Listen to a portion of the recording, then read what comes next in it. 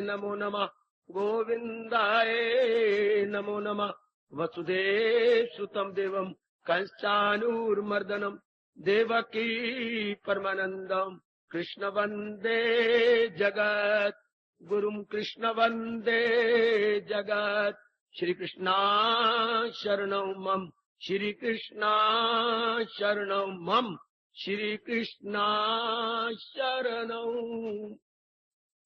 अहो भाग्यशाली कल्याणकामी देवियों, बड़भागी गीता के पैरोकार मेरे सज्जन, अब आप अपने मन को बिल्कुल एकाग्र करने की चेष्टा कीजिए। कल से एक बहुत ही रुचिकर शिक्षाप्रद प्रभु की दिव्य प्रेरणा से प्रसंग जारी है। आजकल प्रसंग है साधना में बाधिक। जैसे आपके मनों में उमंग है कि हम ठोस रूप में साधना करें, इसमें कुछ बाधाएं आ जाती हैं, कुछ प्राकृतिक रूप से, कुछ पूर्व के संस्कारों से, कुछ संग दोष से, कुछ व्यक्तिगत रूप से। तो कब से हम व्यक्तिगत रूप की बात कर रहे हैं, इंडिविजुअलिटी की बात कर रहे हैं। अपनी भूल से जो बाधाएं हम खुद खड़ी कर लेते हैं। अपने अनुभवी महापुरुषों ने हम जैसों को गर्मा गर्म जोरदार चेतावनी दी है। श्रोताओं में क्या गुण होने चाहिए कि उनकी लाइन क्लियर रहे, वो उत्तरों उत्तर उन्नति की ओर दिखाई दे। ऐसा प्रसंग तो सचमुच हमारे लिए बहुत जरूरी है। फिर प्रार्थना करूंगा एकाग्रता के लिए। कल हमने पहला गुण सुना श्रोताओं का, आप जैसे सज्जनों और कल्याणकामी देवियों का। सबसे पहला गुण श्रद्धा, भगवान के प्रति और भगवान के उपदेश के प्रति। महापुरुषों ने कहा श्रद्धा तो उस पर की जाती है जिसे आंखों से देखा नहीं। विश्वास, श्रद्धा, टू बिलीव किस पे होता है? जिसके साथ व्यवहार नहीं हुआ। हाय, कोई दिल्ली गया था, उसने वहां के कुछ बहुत अच्छी नजारे देखे, लाल किला, बिरला मंदिर इत्यादि, और उसने आपको बताया। वो विश्वास पात्र था। आपने पूरा विश्वास कर लिया कि ये जो कह रहे हैं बिल्कुल ठीक कह रहे हैं। फिर आपके मन में उमंग उठी, मैं भी देखूं। इसे बोलते हैं श्रद्धा। अनुभवी महापुरुष अपने सुख के बारे में, आराम के बारे में, आंतरिक स्थायी आनंद के बारे में, कहां से प्राप्त किया भगवान से, उनके बारे में जब बताते हैं, आप जैसों जिनमें सत्वगुण बड़ा होता है, विश्वास जमने लगता है। फिर आप संगत लगातार करती हैं, वो श्रद्धा बन जाती है। श्रद्धा बन जाने के बाद जी चाहता है कि ये अनुभव मेरा हो जाना चाहिए, ये मैं भी अनुभव अपने जीवन में ले आऊं। तो श्रद्धा कब, विश्वास कब? दूसरे के ऊपर दूसरा विश्वास पात्र होना चाहिए, यानी must be trustworthy. Her field में ऐसा ही है। माँ बाप कितना खर्च करता है आपकी पढ़ाई पर आपको विश्वास होता है कि मैं कामयाब हो जाऊंगा, पर जरूरी तो नहीं मैं कामयाब हूं, पर विश्वास होता है। पानी की तरह रुपया बहा देती है आपके ऊपर। शादी पर देखो, अब 1.5 लाख खर्च आपने कहा किया माँ बाप ने, तो विश्वास पर कि आगे कदर पाएगी। क्या ये गारंटी है? कोई गारंटी तो नहीं। अंधेरे में पत्थर मारने वाली बात है। जैसे डॉक्टर साहबान बैठे हो तो क्षमा करें, तजर्बा भी होता है बहुत ज्यादा, लेकिन दवाई ऐसी देते हैं जैसे अंधेरे में किसी ने पत्थर मार दिया। आपने डॉक्टर साहब को फर्क तो पड़ा नहीं, चलो और पत्थर मार देता हूं, चेंज कर देता हूं, तीसरे नंबर चौथे बार कोई तो लगेगी। तो विश्वास जिसको अभी देखा नहीं पर किसी पर विश्वास है, तो श्रद्धालु को आंखों देखी जैसी श्रद्धा होनी चाहिए कि जैसे, और यहां तो बात ही कुछ और हो गई। किसी संत पे नहीं विश्वास करना, वाह किसी महात्मा पर नहीं विश्वास करना। वाह, तो या तो हम अपने भगवान की वाणी सुन रहे हैं, या तो प्रभु ने और भी कृपा कर दी। शायद मैं अपनी कोई बातें करता, मेरा तजर्बा पक्का ना होता, आपको क्या पता। शायद मैं बढ़ चढ़ के बातें बना जाता, आपको क्या पता मेरी आंतरिक अवस्था क्या है क्या नहीं। तो या तो हम गीता जी सुन रही हैं, अपने नारायण पर विश्वास कर रहे हैं। मैं सिर्फ सरल शब्दों द्वारा समझाने की चेष्टा कर रहा हूं, या तो दुनिया बनाने वाले पर विश्वास है कि उन्होंने अपने श्रीमुख से क्या कहा, इसलिए पूरी श्रद्धा अपने इष्ट देव पर। या तो बातें कुछ मेरे भगवान ने कृपा कर दी है, बातें निराली बना दी है, अपने इष्ट देव पर श्रद्धा, ऐसी श्रद्धा कि अनन्यता आ जाए, ये वो मन फिर कहीं और न लगने पाए। फिर हमारा कितना नजदीकी खून का प्यार का रिश्ता हो, उस पर फिर मन इतना न लगे। जाप करने का अर्थ क्या होता है, मैं आज फिर समझा दूं। जाप का मतलब होता है जो अपना मन हमने अनेक के साथ लगाया है, वो एक के साथ लगाने की चेष्टा करें, ये समझाते हुए क्या कि जिनके साथ मेरा प्यार है या मेरे मोह है, वो केवल भगवान के कारण से अपनी सत्ता रखते हैं। ध्यान देना, ये बड़ी अनमोल बात जो महापुरुष ने बताई। जाप का मतलब कि हमारी चारों ओर से मन भगवान में लगे। क्यों? जिन जिन में हमने मन लगा रखा है उनकी सत्ता तो भगवान के कारण से है। क्यों? ये महापुरुषों ने अनुभव करके हमें ये मंत्र दिया, त्वमेव माता च पिता त्वमेव बंधु च सखा त्वमेव विद्या द्रविणम त्वमेव सर्वम मम देव देव। तुम ही मेरे माता हो, तुम ही मेरे पिता हो। अब तुम ही मेरी माता का मतलब माँ की जान प्राण किसके कारण से? भगवान जी के कारण से। भगवान जी अपनी शक्ति निकाल ले तो हम माँ को मुर्दा कहते हैं, लाश कहते हैं।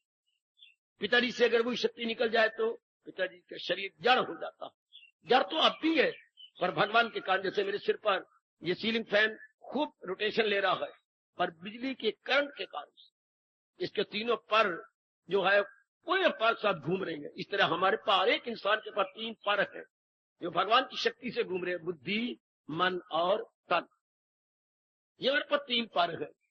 कौन चला रहा है? भगवान की दिव्य शक्ति। अब इसको एकांत में बैठकर श्रद्धा करके बार बार सोचो, जिसके साथ आपका बड़ा प्यार है उस पर अप्लाई करो। को उसकी शरीर को चला कौन रहा है? भगवान।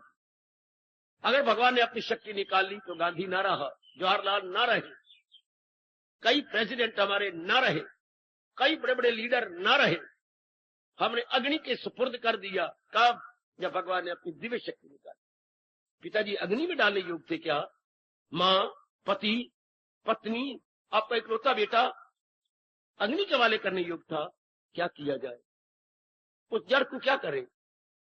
अगर भगवान अपनी शक्ति निकाल ले, यही अब आपने एकांत में बैठ के विचार करना कि जिनके कारण से इन सारे नजदीकी रिश्तों की महत्ता यानी इंपॉर्टेंस है, मैं उसी का नाम लेता हूं। जो अपने मुख से कह रहे हैं एक हिंदुओं का खुदा है, जो अपने मुख से कहता, वरना किसी मजहब का परमात्मा ने अपने मुख से नहीं कहा कि मैं हूं आत्मा बिल यकीन, जो है जानदारों के दिल में मकीन, वो सब हस्तियों को घुमाता रहे, वो माया का चक्कर चलाता रहे, ताकि आप गहराई में जाए एकांत में बैठकर। तो जिसको अटूट श्रद्धा है अपने भगवान पर, इतना न कहना भगवान के फरमान पर, फरमान को आप उपदेश कहेंगे, अधूरी श्रद्धा होगी अगर आपको मुझे भगवान पे श्रद्धा है, गलत। श्रोताओं में भगवान पर श्रद्धा तो हो, पर भगवान के उपदेश पर भी श्रद्धा हो, क्योंकि उपदेश रूपी सीढ़ी के द्वारा आप भगवान तक अपने आप को तलीन करेंगे। जैसे 2-4 मंजिला आपकी बिल्डिंग है तो साइड पर सीढ़ी लगी होती है, अब उसके द्वारा आप ऊपर जाते हैं, फिर दूसरी मंजिल, तीसरी, चौथी मंजिल पहुंच जाते हैं। इसी तरह भगवान के उपदेश के द्वारा हम महाराज जी के नजदीक मन को निर्मल करके, बुद्धि को सूक्ष्म करके, मन को निर्मल करके, बुद्धि को सूक्ष्म करके तल्लीन होने की कोशिश कर रहे हैं। भगवान आपके इस पुरुषार्थ को सफल करें। उपदेश के द्वारा समझाया गया एकाग्र रहना। जैसे हमने एक बरीक सुई है हमारे हाथ में, उसकी आंख बिल्कुल बरीक है, उसमें हमने धागा डालना है, धागा डालने की चेष्टा करती हैं लेकिन अंदर जाता ही नहीं, क्योंकि आंख बड़ी बड़ी का है। गुड। अब आपके पास क्या चाह रहा है? धागे को दो पपोटों के बीच में रख के इधर हम थोड़ी सी लब लगा लेते हैं, अब दो पपोटों में रख के उसको मरोड़ी देते हैं, उसको ट्विस्ट करते हैं। क्यों कर रहे हैं ऐसा? अगले सिरे को बारीक करने की बार बार बार बार उसे मरोड़ी देंगे, अगला से देखते नहीं जाता, फिर ओह चला गया। इसी तरह मन बुद्धि को धार्मिक क्रियाओं से पवित्र किया जाता है ताकि भगवान की जात में तल्लीन हो जाए। ये जितनी भी हम धार्मिक क्रियाएं कर रहे हैं या आप करती हैं, एक ही जवाब मेरे से ले लो, अटूट श्रद्धा होगी तभी तो आप करेंगे। इसका रिएक्शन, इसकी प्रतिक्रिया मन और बुद्धि निर्मल विमल, मन होगा स्वच्छ और बुद्धि होगी सूक्ष्म। दोनों को जो हम निर्मल कहते हैं तो फिर भी मेरे जैसे थोड़ी सी व्याख्या कर देंगे। मन निर्मल होता है संस्कारों और विकारों से और बुद्धि सूक्ष्म होती है। तो जब मन बिल्कुल निर्मल हो गया, संस्कार विकार मिट गए, तो मन अपने आप को बुद्धि में मिला देता है, जो कि मन बुद्धि का अंश है। शाबाश। जैसे आप बेटी हैं, आपसे बाजार में किसी ने बड़ी जरूरी बात पूछी, आपने कहा भाई साहब आप मेरे चाचा समान है, तो ये क्या बातें करते हो? ऐसी बातें आपको मेरे से करनी वाजिब है? क्यों? जब मेरे पिताजी बैठेंगे, मैं पिता से अलग थोड़ा हूं। तो पिता कह रहा मानेगा, बिल्कुल, चाहे वो मेरी जान भी ले रहे, मैं उनका अंश हूं। I am the part and parcel of my father. शाबाश बेटे। इसी तरह समझना, मन बुद्धि का पार्ट एंड पार्सल है। ये राज की बातें मेरे से जान लो बेटे। जैसे आप अपने मां बाप की पार्ट एंड पार्सल है, अर्थात अभिन्न अंश है। कैसे समझाऊं मैं आपको? आप inseparable part and parcel of parents. इस तरह मन बुद्धि का अंश है। मन और बुद्धि में अंतर क्या है? मन नाम है विचारों का, हाँ, और बुद्धि नाम है निर्णय का। जरा चार कानों से सुनना, डिफरेंस क्या है, क्या भेद है बुद्धि और मन में? बुद्धि नाम है निर्णय का, बुद्धि ने निर्णय करना है। मन में विचार उठती हैं, एक विचार, दो विचार, तीन विचार, चार विचार, पांच विचार, छह विचार, माँ का, पिता का, बहन का, भाई का, पत्नी का और अपनी सर्वस का। इसमें ये विचार आप बैठे हुए उठ रहे हैं, इनमें एक विचार पक्का हो गया, सबसे पहले मुझे छावनी जाकर के पुराने आदमी से मिलना चाहिए, और आप उठ ही बैठे। ये अब मन में नहीं रहेगा, ये बुद्धि में चला गया विचार है। अनेक विचारों में जब एक विचार पक्का हो जाता है, उसका स्थान बुद्धि में है, उसका स्थान मन में नहीं। अब वो कार्य किए बिना आप रह ही नहीं सकते। स्कूटर उठाएंगे, साफ करेंगे, बच्चों की मां को आवाज देंगे, मेरे छावनी जाना है, ये बड़ा जरूरी काम है। अच्छा जरूर मेरा पर्स ले आओ, मेरी फ्लाई चीज ले आओ, मेरी फ्लाई चीज, मेरी ऐनक ले आओ, मैंने अब जरूर जाना है। तो वो अब मन में न रहा, बुद्धि में चला गया। इस तरह कई विचार जो हमारी मन में उठते रहती हैं, जब वो निर्णय की शक्ल ले लेती हैं, तो जब आपने एक ही निर्णय जबरदस्त ले लिया, तो मन निर्मल होने लगा। जब मन में संस्कार नहीं रहते, function of the mind no more. क्या मतलब? संकल्प विकल्प खत्म। इसी अवस्था का वर्णन करते हुए हमारे सरताज और मन के राजा भगवान कृष्ण फरमाते गए, न हो उसको फिक्रे चुनाव। उसको फिर इधर उधर के जैसे पहले अज्ञानता में मन हमारा भागता था, अब नहीं। जिज्ञासु में ये गुण जरूर होना चाहिए, अपने भगवान पे अटूट श्रद्धा। आपको मेरे पे नहीं लानी, मैंने ये श्रद्धा कहां से ली? अपने भगवान से, अपने गुरुदेव से। आपको अपने नारायण पे श्रद्धा करनी है, अपने भगवान पे श्रद्धा करनी है कि जो वो कह रहे हैं ये बिल्कुल मेरे कल्याण के लिए, बिल्कुल ठीक है। 1% भी उसमें आपके मन में संशय न रहे। भगवान ने बड़े जोरदार शब्दों में गीता में कहा है, शकूक अपने कर दे वो सब तार तार। जैसे रुमाल में से ये तारे निकाल ली जाए तो रुमाल कहां रहेगा? तारों का नाम ही तो रुमाल है। ताना बाना लगा हुआ है धागों का, ताना पेटा कहिए, ताना बाना कहिए, से इंटरवोवन हो गया है तो ये रुमाल बन गया, ये कपड़ा बन गया। अब इसके धागे हम सब निकाल ले, रुमाल would be no more. Good. इस तरह संशय बिल्कुल खत्म हो जाए, भगवान के प्रति कोई संशय ना हो। इसको श्रद्धा कहते हैं भगवान के प्रति। और भगवान ने जो कुछ कहा है ऐसे यकीन को, जैसे मैं आपको देख रहा हूं और आप मुझे देख रहे हैं, यानी आंखों देखा विश्वास। आंखों देखा विश्वास होगा तो वो श्रद्धा कहलाएगी। तो ये गुण आप में होना चाहिए। आप श्रोता, आपको आपके भारतीय उच्च कोटि के ऋषियों ने ये गुण आप श्रोताओं के लिए बताया है, विशेषकर उन श्रोताओं के लिए जो और जन्म मरण के चक्कर में नहीं आना चाहते। उन्हें बोलती है श्रेष्ठ जिज्ञासु, उत्तम जिज्ञासु, मध्यम जिज्ञासु, निकृष्ट जिज्ञासु। 3 प्रकार के जिज्ञासु होते हैं, पर मैं तो उत्तम जिज्ञासु की बात कर रहा हूं, उत्तम श्रोता की बात कर रहा हूं, जिनको आंखों देखी श्रद्धा होती है। अब आप शक नहीं करेंगे कि मैं बैठा हूं, कौन कहेगा मैं नहीं बैठा कि बैठा हूं। आपने देख लिया, आपने तो देख लिया। जैसे अपने यहाँ कहावत मशहूर है, हाथ कंगन को आरसी क्या। अगर मैंने कंगन पहन रखा तो जरूर शीशा मंगवाऊंगा, जरा शीशा देना, मैं देखो कंगन पहन। आपको क्या हो गया? आपके हाथ में जो है कंगन है, ये घड़ी है, तो इसको शीशे से देखना है। इस तरह आंखों देखा विश्वास कि जो मेरे भगवान कह रहे हैं बिल्कुल ठीक और मेरा कल्याण इसी में। इतनी श्रद्धा आप सब में होनी चाहिए। किसी की मजाल नहीं कि आपको इस श्रद्धा से ढीला कर सके। कोई अगर बकवास करेगा वैसे ही तो आप पर बिल्कुल भी असर नहीं पड़ेगा, क्योंकि now your Shraddha is very very advance. आंखों देखी विश्वास।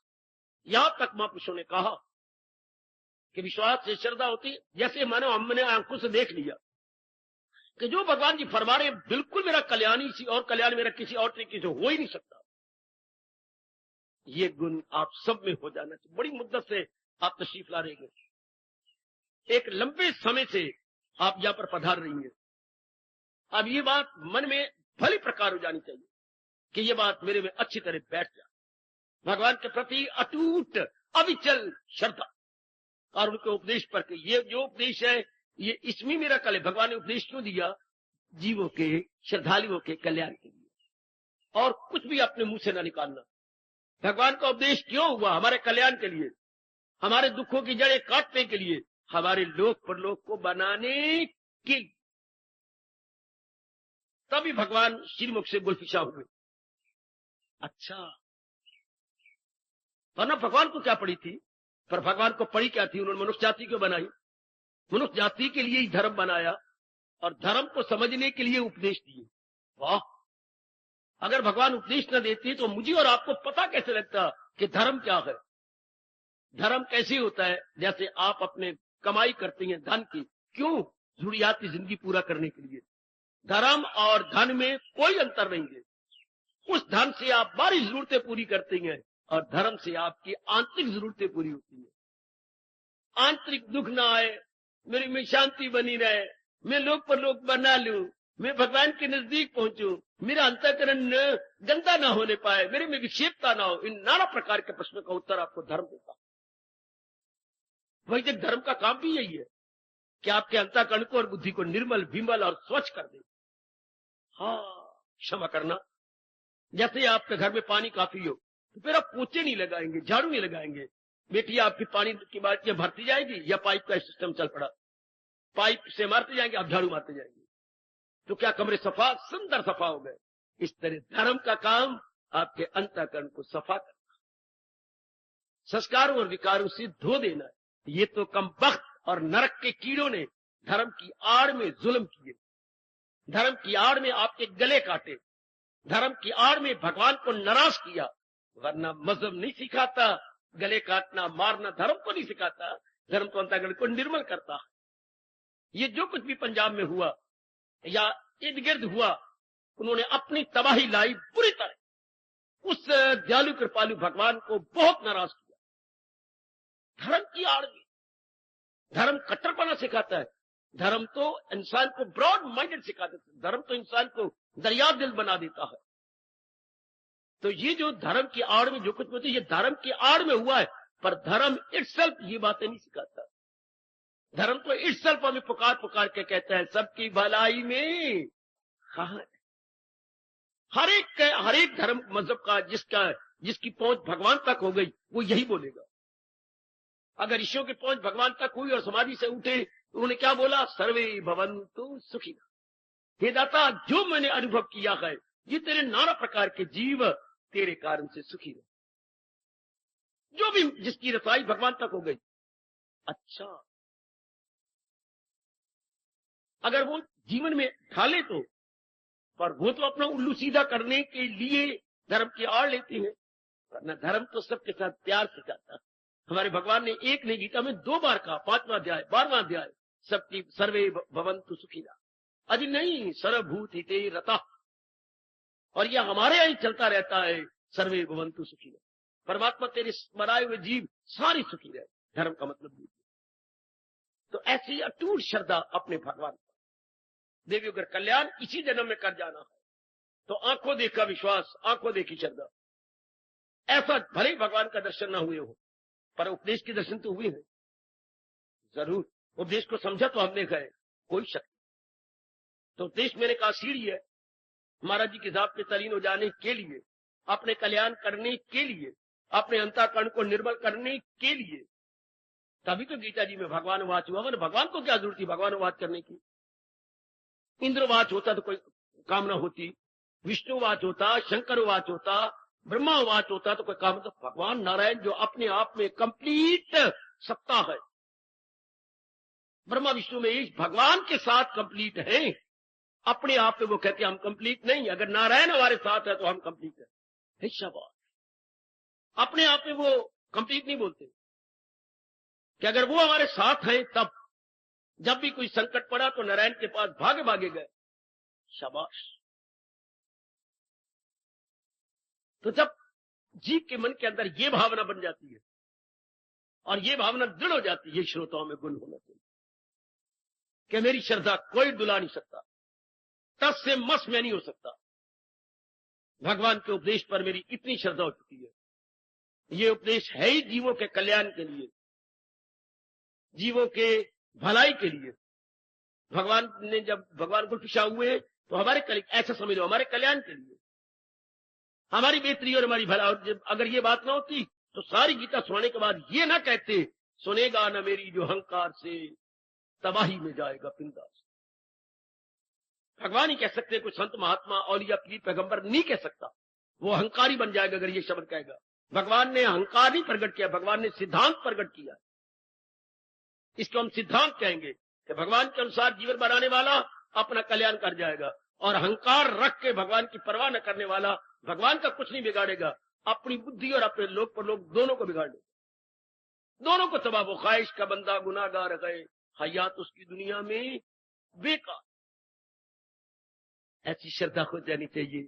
आप श्रोता है ना, मेरे प्रभु की, मेरे इष्टदेव जी की वाणी बड़ी श्रद्धा और प्रेम पूर्वक ऐसे एकाग्रता से भरे हुए वातावरण में श्रवण करते गए।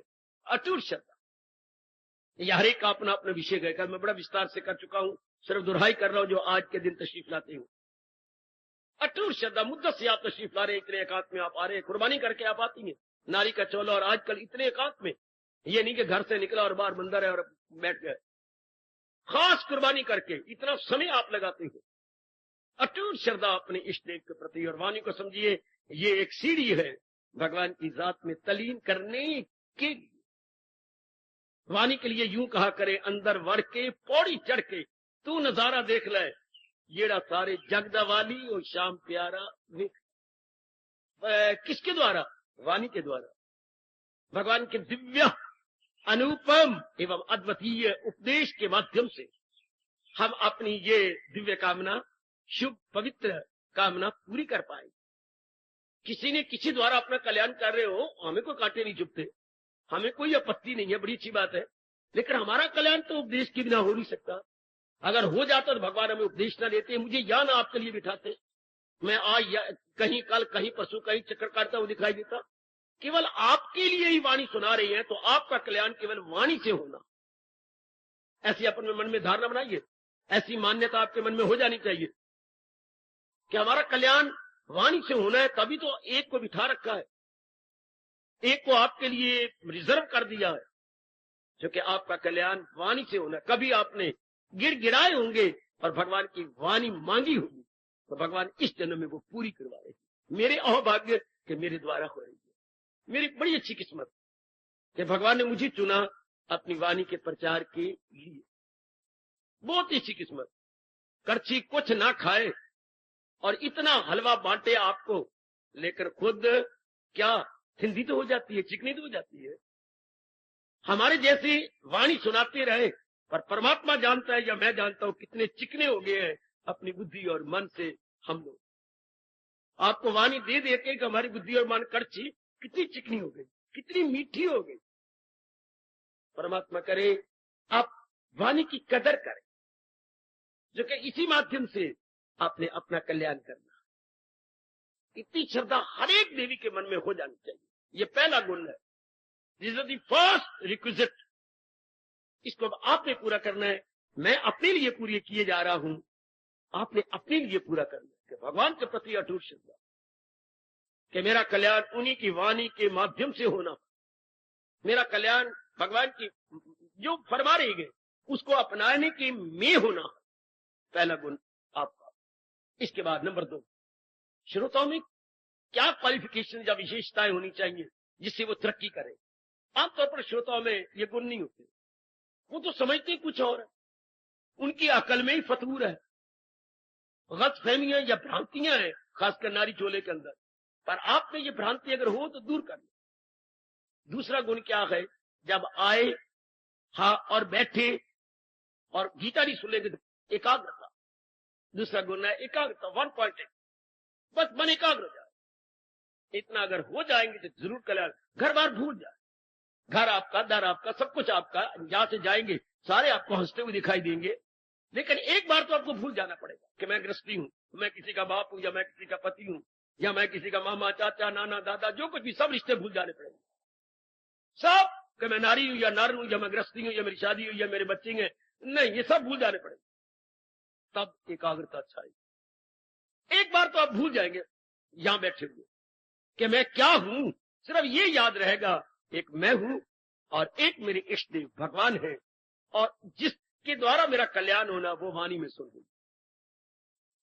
सब कुछ जैसे बाथरूम में हम सब कपड़े कपड़े उतार के झाड़ देते हैं और जी भर के नहाते हैं, इस तरह यहां बैठकर सारे रिश्ते सब कुछ हम उतार देते हैं, उसको एकाग्रता कहते हैं।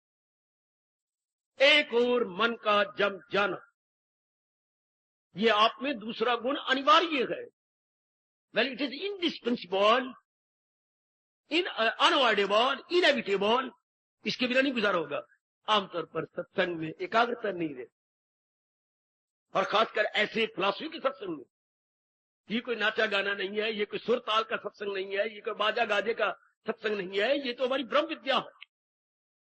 अगर यहां आके अपना कल्याण करना आप श्रोता है, हाँ, तो क्या होना चाहिए, यही मौका मुझे सुनारी मिला है, वरना मेरी तबाही। और मुझे मौका कहां मिलेगा, जबकि कृष्ण खुद अपनी जबान से कह रहे गए, ये मौका हो शाजो नादर नसीब। ऐसा ये मौका कभी कभी प्राप्त होता है, गुजरने को गुजर जाती है जिंदगी रोटी पानी में। ये मौके कब मिला करते हैं यारो जिंदगानी। ऐसे मौके, खासकर गीता जी के सुनने के मौके। मैंने अभी भी कहा कोई संत नहीं बोल रहा, कोई महात्मा नहीं बोल रहा, ये तो हमारे इष्टदेव नारायण बजाते खुद फरमा रहे गए। जैसे ये मेरे सामने माइक है, हमारे जैसे उनके माइक है। संत महात्मा भगत बाद में कहते रहना, जब मैं स्टेज पे आता हूं तो मैं भगवान का माइक, मेरा माइक ये और मैं भगवान का माइक। जैसे वो प्रेरणा दे के बुलाती है मैं आपको समझाता जाता हूं, पर फरमान तो भगवान का है, क्रेडिट तो आपको भगवान को देंगे। बस मेरा कल्याण इसी द्वारा होना। अगर ये मौका मैं चूक गया तो चूक गया। ग्रंथ साहब में एक बहुत गजब के शब्द आते हैं, अगर आप भी फायदा उठाएं तो। सुनो देवी, मैंने कहां से मोती चुन के मन में रखे हुए हैं, देखिए कैसे सुंदर। बादशाही अपने मन से कहती है या अपने श्रद्धालुओं को कहती है, क्या कितने गजब के जगा दिया उन्होंने, जो उन पर श्रद्धा करते थे, जगा दिया। आहा, पौड़ी छुट्टी, ओ कमलिया, अब ध्यान से साधना करता जा। और अगर तू 4, 5, 6 डंडे चढ़ गया और ध्यान न दिया तो पौड़ी छुट्टी हाथ ना आसी, अहला जन्म गवाया। मूर्खा, अगर अब भी तेरे समय छोड़ दिया तो ये जन्म तो तबाह हो गया। पौड़ी छुट्टी हाथ ना आसी, अहला मूर्खा जन्म गवाया। जन्म तो फिर गया। ऐसा समझा लीजिए अपने मन को, बेटी अपने ऐसा समझा लो। कृष्ण जरा और भी आगे निकलते हैं, इसी तरह दुनिया का चलता है दौर, जो इस दौर से हट के ख्वाहिश का बंदा गुनाहगार, हयात उसकी दुनिया में देख। बेटे जिस तरह भी वो एकाग्रता ले आइए, गुम हो जाओ यहां पर कि मेरे भगवान की वाणी है ये, ये मेरे कल्याण के लिए, मेरे परलोक बनाने के लिए, मेरे दुखों को छुड़ाने के लिए है। ये नारी चोला मुझे नहीं पसंद, मैं बार बार नारी चोले में नहीं आना चाहती थी। मुझे एकाग्रता पूर्वक भगवान की वाणी को मन में बसा लेना चाहिए। मैं बहुत तंग आ गई। आमतौर पर नारी अपने शरीर से तंग आ जाती है, तो फिर इसे छुट्टी पानी चाहिए। हाँ, तो भगवान तरीका बताते हैं। भगवान ने बताया, एकाग्रता पूर्वक जो मेरी वाणी सुन के मेरा ही सहारा लेता है, तो आला मनाजल को, और आपका नाम भी लिया, ये हो वैश्य या शूद्र या स्त्री, कपड़े प्रेस करने वाली स्त्री नहीं, आप जैसी जो श्रद्धालु है, जो इतना सहारा ले लेती हैं, तो बस बेड़ा पार। अब एकाग्रता देखो, आपने लानी है यहां आकर के। जब देखे आपका मन एकाग्र हो, मैं आपको रह दूंगा, उठ जाओ। कोई मन में गड़बड़ मच गई है, उठ जाओ। कोई मन में ऐसा बुरा सपना आ गया है, नहीं काका आया कि नहीं आया, उठ जाओ। क्या और गड़बड़ मच रही है, तो उठ जाओ। लाभ तब होता है जब मन एकाग्र हो, बिल्कुल एकाग्र। एक आप और एक भगवान। बेटे एक आप और एक भगवान जी, मुझे मत देखा करो। ये क्या सुना रहे हैं? भगवान जी की वाणी सुना रहे हैं। अब मैंने आपको फिर भी कहूंगा, आप मुझे संत महात्मा या भगत इस समय ना कहना। जो कुछ भी है वो अब हम अपनी साधना में है। इस समय तो हम लोग भगवान के हरकारे डाकिया, इस समय तो हम अपने भगवान के माइक हैं, हम स्पीकर हैं। जैसे वो असेंबली के स्पीकर होते हैं, हम अपने इष्ट देव जी के स्पीकर। तो फिर इस वक्त आप और आपके भगवान तब एकाग्रता आएगी जब कोई इतनी इंपॉर्टेंस आप भगवान की वाणी को देंगे, इतनी इंपॉर्टेंस, तब बात बनेगी। जैसे शादी के बाद कई दिन आप बड़ी एकाग्र रहती है, अगर वो दिन आपको याद है तो बड़ी एकाग्र रहती है।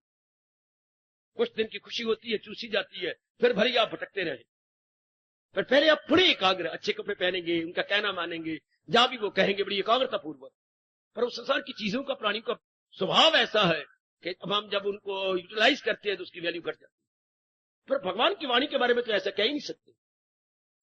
अभी देखिए 5,500 वर्ष मैंने कहा भगवान की वाणी को प्रकट हुए, इसकी तरोताजगी में कोई भी अंतर आया हो तो देख लीजिए, कितनी तरोताजगी है इसके अंदर।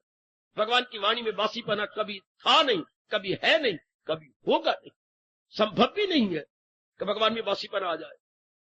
और जिस तरह भी हो सके एकाग्रता लाइए। जिज्ञासुओं का, आप ऐसे श्रोताओं का दूसरा जरूरी गुण है, सुनिया तो बस। अगर कोई गड़बड़ मच रही है पेट के अंदर, ये गड़बड़, तो उठ जाओ फौरन। कोई आप देख रहे हैं को हारे तुझे मुझे महसूस हो रही है, तो एकाग्रता गई, उठ जाओ। वो अच्छा, वो भगवान खुश होंगे। बैठना गए भगवान की वाणी के लिए तो बस गुम हो जाना, बस गुम। वे भगवान का और मेरा कल्याण इसी द्वारा होना है, मेरी भलाई इसी द्वारा होनी है, बस मस्त। कोशिश तो हम लोग यही करते हैं, इस शैली से समझाएं, इस स्टाइल से समझाएं कि आपका मन एकाग्र होता रहे। अपनी ओर से भगवान की जो शक्ति देती है, अपनी ओर से हम पूरी कोशिश करती है कि ये भगवान के ये बोल आपके लिए क्या बोरिंग ना होने पाए, आपका मन ऊब ना जाए। हम कभी कोई कहानी, कभी कोई तरीका, कभी कोई ढंग, कभी साइकोलॉजिकली, कभी फिलॉसफिकली समझाने के हर तरीके से कोशिश करती है ताकि मन आपका जमा रहे भगवान की वाणी। आपने भी अपनी ओर से प्रसाद करना होता है कि हम अपने मन को जरा पर भी मैं इधर उधर ना करें। मिलता क्या 1 घंटा, पौना घंटा मिलता, तो ये दूसरा गुण बड़ा जरूरी है। आए तो गुम हो गए, आए तो गुम हो गए, वरना हमारे से बाजी ले जाएंगे जो शारीरिक प्यार करते हैं, जिनकी अभी शादी नहीं होती, लवा फेर चल रहे हैं जिन बेवकूफों के।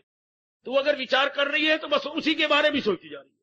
अगर वो बेवकूफ बैठा हुआ विचार कर रहा है आपके बारे में, तो आपके बारे में ही सोच रहा है। उसे पता है कोई रोटी खानी है, या मैंने नहाना है, या मैंने कुछ और भी कार्य करने हैं, उसको दुकान का पता नहीं, दफ्तर का पता नहीं, देर पिट्टे मुंह। फिर वो बाजी ले गया हमारे से।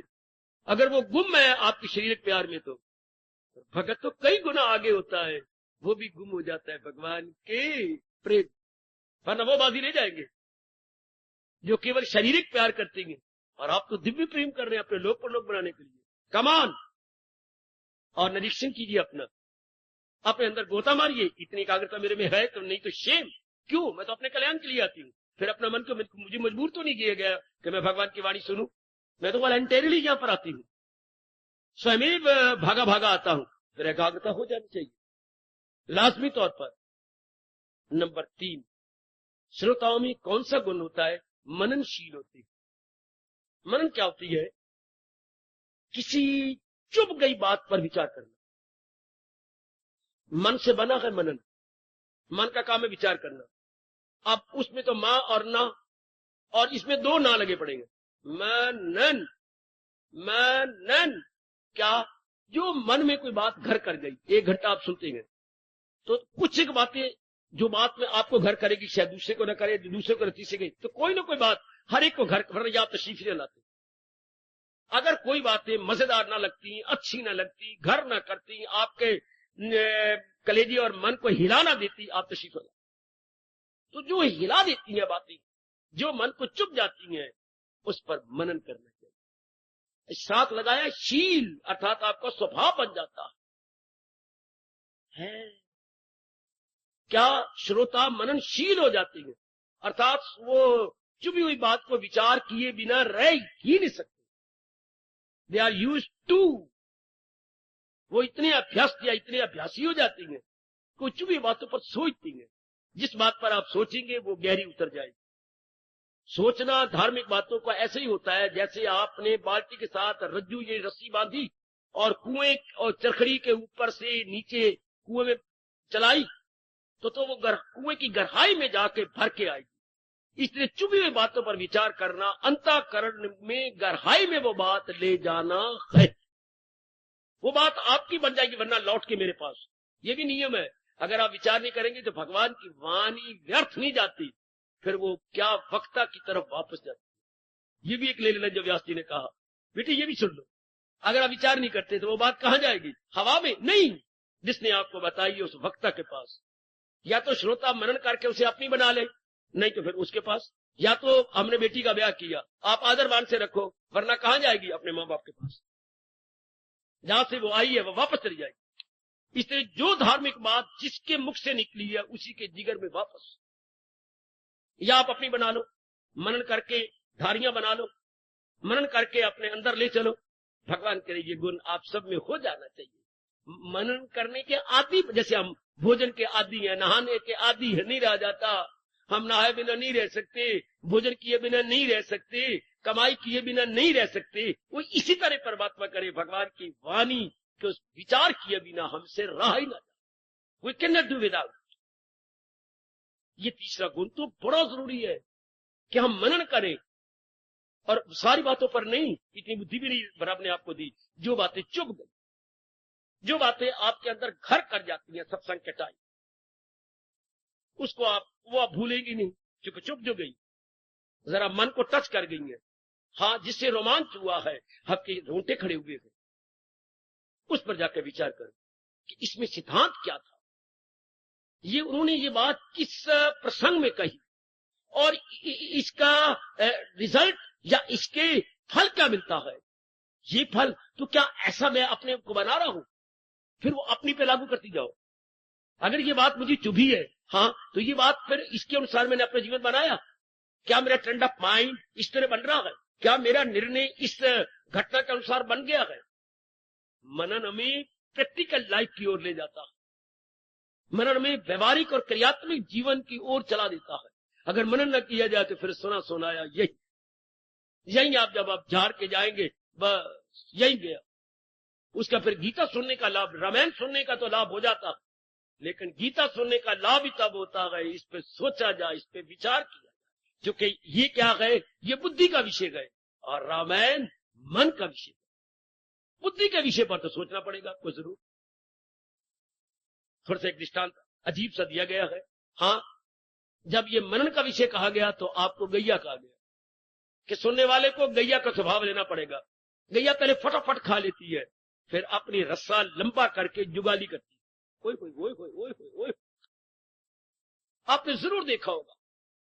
पहले फटाफट खा लेगी, अपनी सन्नी जो गुतावा खा ली, फिर रस्सा लंबा किया और अब गुतावा, अब क्या कर रही है? जुगाली। वो जो सफेद सफेद आपको नजर आता है, वो जुगाली कर करके अपने अंदर डाल दी। इस तरह मनन करना मानो जुगाली करना, मेस्टिकेट करना। वाह, वो पशु पहले फटफट खा लेती है, हाँ, और बाद में थोड़ा अंदर से निकालती है। हम लोग साथ ही साथ इंसान को भगवान ने जबड़ा ही ऐसा दिया है कि साथ ही साथ मस्टिकेट करता जाएगा, उसके पीसता जाएगा। चक्की हमें भगवान ने बड़ी शानदार दी है दांतों की, शाबाश।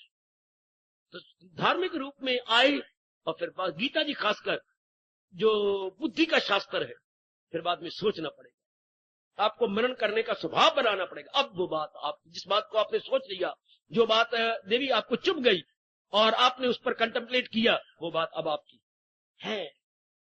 शादी हुई मेरी बेटी की, हाँ आपने बड़ी कदर की, हाँ आपने बड़ा प्यार दिया, इज्जत दिया, मान दिया, उसको बहुत सी चीजें लेके दी। अब वो क्या अपने माँ बाप को भूल जाए? तारी दो हाथ से बजती है, एक हाथ से तेरी बजती है। अगर आपने प्यार आप चारों से, तो आप उसे खींच लेंगे।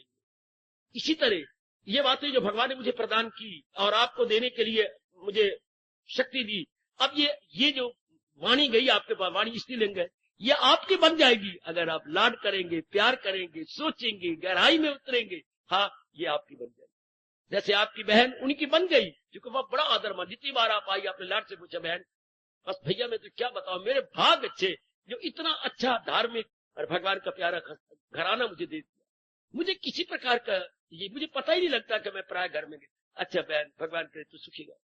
ये इस तरह वाणी मेरे मुख से निकली, तो आपने कदर की, आपने उस पर मनन किया, आपने विचार किया और अपना व्यवहारिक जीवन वैसा बनाया, और अब वो आपकी, अब आपको छोड़ेगी नहीं वो वाणी, वो आपकी बन जाएगी। ये तीसरा गुण मननशीलता का जरूर होना चाहिए। जरूर विचार करो। आपका अंतःकरण, एक बात और कहूं, आप ये बात चुभी, फर्ज करो आपकी वो सहेली या बहन है, तो घर में बैठ चर्चा चलाई, तू कैसी बुद्धू है, तुझे ये बात चुभी है, अरे ऐसा ना कहो, अरे भाई तुम कैसे घुघू हो, तुम इस बात पर विचार करती हो, विचार करने योग तो ये, अरे भाई नहीं, हर एक के अंतःकरण का स्तर यानी स्टैंडर्ड अलग अलग है। आपका जो सतार है उसका नहीं, जो उसका सतार है वो आपका नहीं, इसलिए उसको कोई बात चुभ गई, आपको कोई बात चुभ गई। इस पर बहसबाजी या वाद विवाद नहीं होना चाहिए कि यार बात तो ये विचार करने योग्य, ऐसा ना कहना, भगवान नाराज होती है। भाई उसको तो अपने अंतःकरण के अनुसार बात चुभेगी ना। आपका अंतःकरण जरा हाई स्टैंडर्ड पर है, उसका जरा भी लो है, इसलिए उसे छोटी छोटी बातें प्यारी लगती हैं, आपको जरा ऊंची बात जो ज्ञान से भरपूर थी वो प्यारी लगती। अच्छा, बच्चे को तो दूध अच्छा लगेगा, बच्चे की जो बहन है उसे मलाई अच्छी लगेगी, और आप जो रिष्ट पुष्ट है आपको तो माखन अच्छा लगेगा। आप अपने अपने हमारी सेहत है ना, बच्चे को अगर मलाई दी तो उल्टी आ जाएगी, वो हजम ही नहीं कर सकेगा, मलाई के लिए आजमा चाहिए, वो बहन कर देती है, बच्चे को तो दूध चाहिए। आहा, और आप मक्खन खाइए बेशक, रज के पचा लोगे। इसी तरह हर एक को हर एक बात सत्संग में नहीं चुप सकती, चाहे एक ही भगवान की बात है, एक ही गीता है और एक ही स्पीकर है सुनाने वाला, पर हमें हमारा अंतःकरण जो अलग अलग है, अंतःकरण का स्तर जो हमारा भिन्न प्रकार का। इसलिए तो दूरदर्शी भगवान ने 3 योग दिए हैं, किसी शास्त्र में नहीं मिलेंगे 3 योग सिवाय गीता के, कर्म योग, भक्ति योग, ज्ञान योग। क्यों? हर एक का स्तर अलग अलग है, हर एक का मन का स्तर अलग अलग अलग अलग के तरह। इसलिए आपको किसी को कर्म अच्छा लगता है, किसी को भक्ति, किसी को ज्ञान, शाबाश। इसलिए इस बात पर वाद विवाद करके अपने अंतर्यामी को नाराज नहीं करना, बल्कि उस पर विचार करते रहना। ये 3 गुण बताए गए श्रोताओं के लिए। फिर लाइन क्लियर, अटूट श्रद्धा, अटूट एकाग्रता और मननशीलता। विचार करने की आदत। आमतौर पर विचार को एक अंधाधुंध नकल कर रहे रजोगुणी जीव, अंधाधुंध हर बात में नकल है, विचार को नहीं करता। आजादाना तौर पर कोई विचार नहीं, सिवाय आप लोग जो इंडिपेंडेंटली थिंक ओवर करें या कंटेम्पलेट करें, बहुत थोड़े जीव है। वरना हर बात खाने में, पीने में, लेने में, देने में, पढ़ाई में, लिखाई में, शादी में, नखरे टकरे करने में, बाल बुल कटवाने में, ये सब नकल नकल नकल नकल नकल। There is no question of अकल, ओनली नकल। यहां जब आप आती हैं ना, यहां हमें अकल की, यहां हमें बुद्धि की जरूरत है, और वो भी लोगों की तरह बुद्धि वाली नहीं, आजादाना तौर पर विचार करने वाली बुद्धि। कृष्ण की गीता ने तो अनेकों की बुद्धियों का विकास करके रखा। जिनकी बुद्धि का विकास नहीं होता वे सत्संग छोड़ देते हैं, वरना तो गीता ही कृष्ण की बुद्धि तो, कृष्ण वाणी तो बुद्धि का विकास करती है, डेवलप कर देती है। दूर दूर तक आप सोच मारते। मेरी बेटियां वो नहीं रहती जो पहले होती है, दूर तक आप सोचती है, परिणाम पे सोचती है, गहराई में उतर जाती है। आपकी रहनी सहनी वो नहीं रहती, आपका मस्तक, आपका चेहरा, आपकी गालें बिल्कुल भगवान की कसम और प्रकार बन जाती है।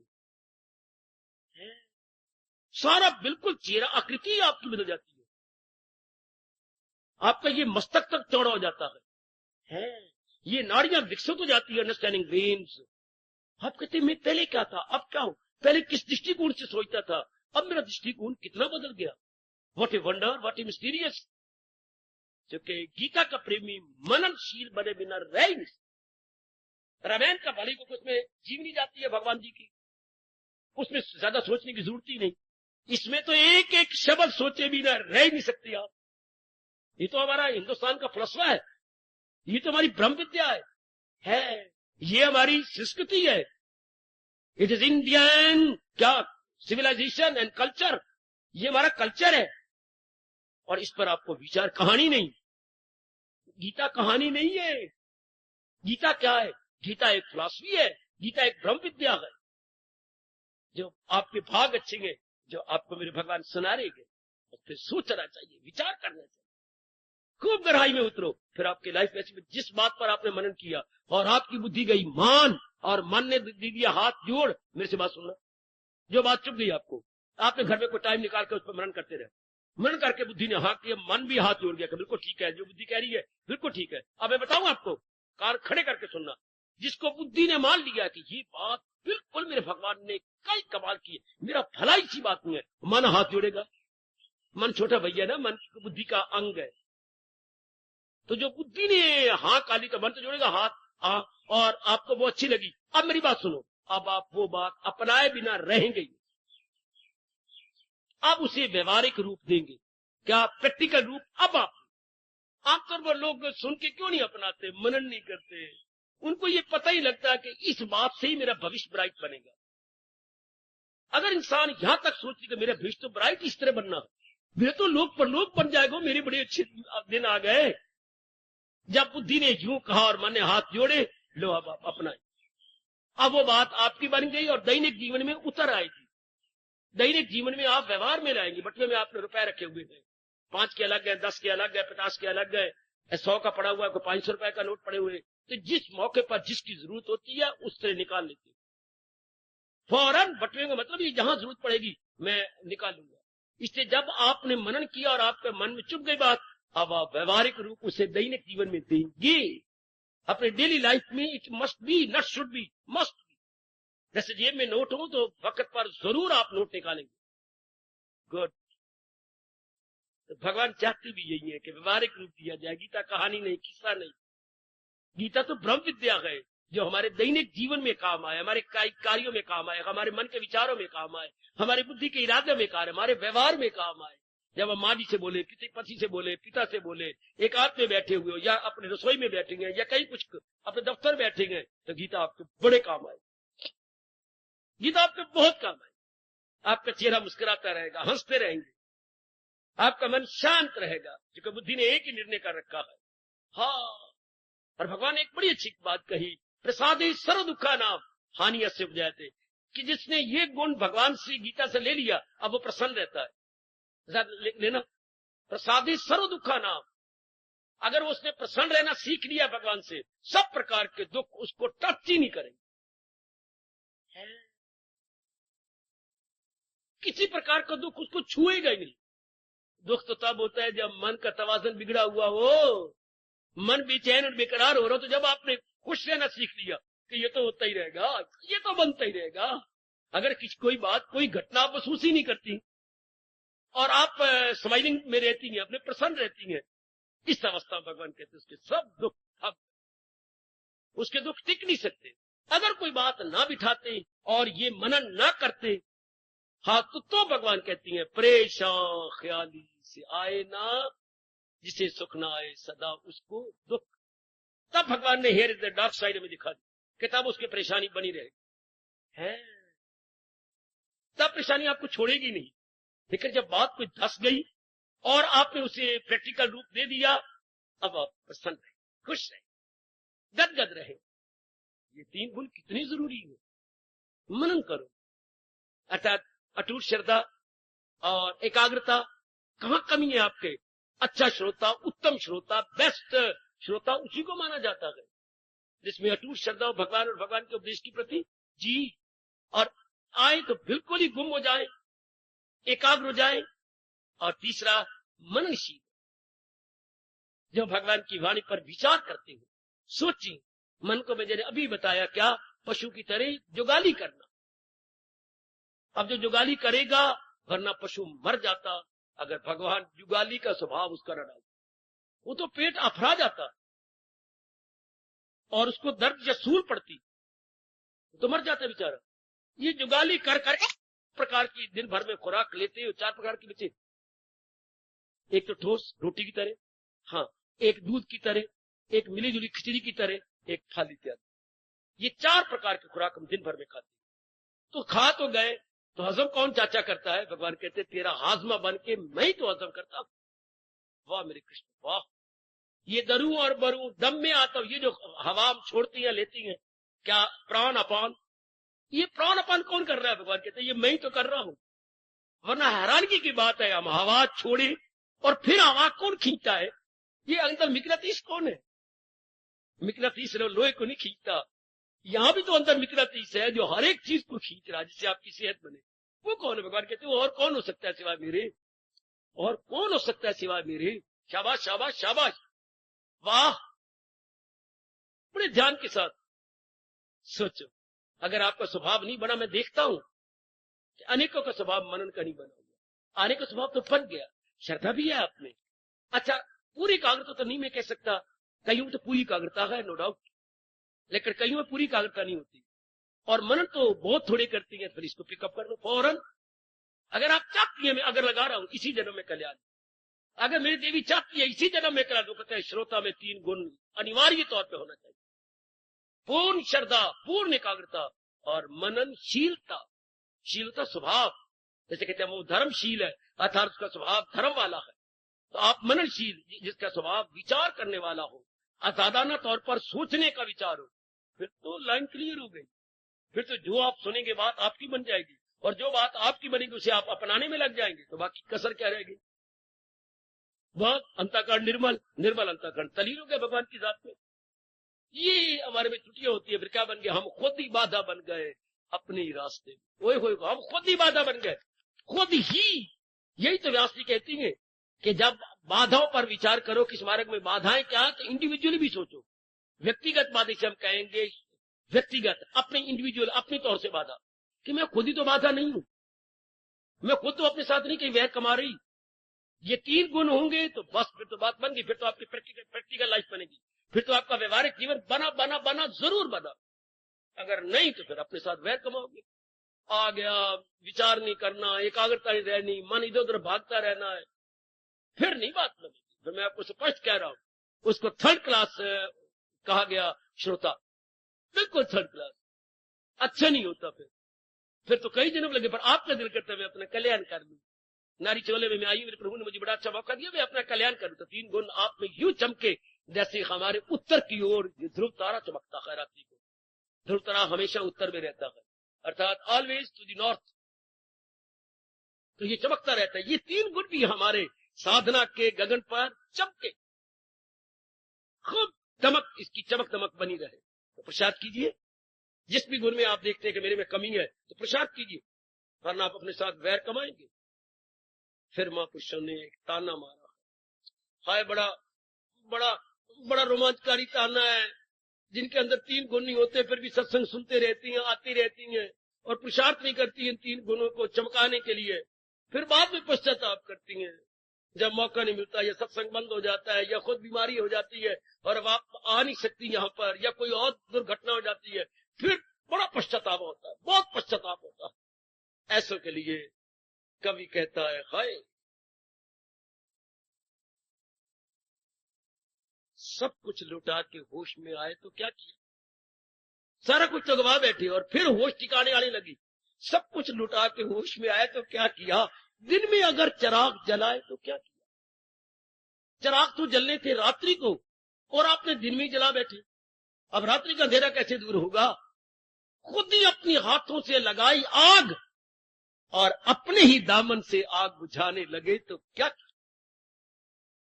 पहले आग क्यों लगाई, खुद ही घर को लगाई अपने हाथों से आग, अब अपने दामन से आग बुझाई तो क्या। अब खुद ही अपनी दामन से आग बुझाने जा रहे तो लगाई क्यों। ऐसा ना हो कि बाद में पछताना पड़े, अभी से ही आप अपना स्वभाव मननशीलता का बना लें। अभी से मेरी बीवियां अपना स्वभाव बना ले कि मैंने सोचना है, विचार करना है, जो विचार किया गया अब आप अपनाने लग जाए। अब बिना अपनाए तो अब रह सकती नहीं, कदापि नहीं। अगर कनक पिस के घर में आ गई तो पकाए बिना क्या आप रहोगी? हाँ, अगर कनक रूप में है तो फिर तो बड़ा मुश्किल है।